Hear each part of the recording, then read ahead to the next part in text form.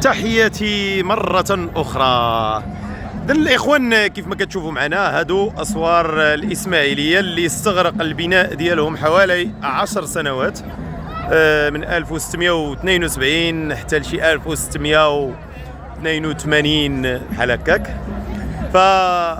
اللي كيبلغ الطول ديالها حوالي 40 كيلومتر، إضافة للأبواب اللي كتواجد على مستوى هذه الأسوار. استغرق المولى إسماعيل البناء ديالها 10 سنوات، في حين هذا الباب هذا استغرق الإصلاح ديالو أكثر من 5 سنوات من قبل كورونا. اللي استغرق اللي بناه من بين الفكرة ومن بين، مع علما أن المعدات كانت كلها بدائية، ما وصلتش لإصلاح هذا الباب هذا ولا زال جامدا. قال لك المغرب كيتقدم، انا ما عرفتش فين كيتقدم، كيرجع للور. اش من كيتقدم؟